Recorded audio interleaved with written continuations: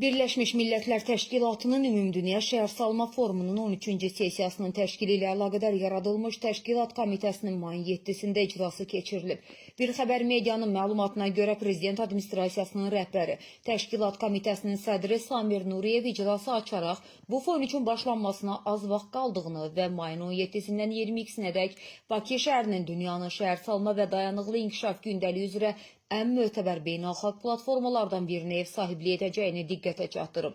Cari 2026-cı ilin ölkəmizdə şəhərsalma və mimarlıq ilə elan edilməsinin bu forum üçün əhəmiyyətini daha da artırdığını qeyd edib. Nuriyev forumda iştirak üçün bugünədək 177 ölkədən 28 mindən çox şəxsin qeydiyyatdan keçdiyini, onların təxminən yarısının xarici nümayəndələr təşkil etdiyini bildirərək, bunu bu forum üçün beynəlxalq marağın yüksək göstəricisi olduğunu bildirib. Daha sonra ümumi hazırlıq prosesinin gedişatı, substantiv, kommunikasiya, protokol, nəqliyyat və təşkilatı logistika sahələrində görülmüş işlər, habelə gündəlikdə duran digər məsələlər üzrə Təşkilat Komitəsinin üzvlərinin məruzələri dinlənilib. İclasın sonunda Təşkilat Komitəsinin sədri Azərbaycan Prezidentinin bu mötəbər tədbirin yüksək səviyyədə təşkili və keçirilməsi ilə bağlı qarşıya qoyduğu vəzifələrə uyğun olaraq bu forum üçün Azərbaycanın beynəlxalq tədbirlərə ev sahibliyi sahəsində formalaşmış müsbət təcrübəsinin növbəti uğurlu nümunəsinə çevriləcəyinə əminliyini bildirib.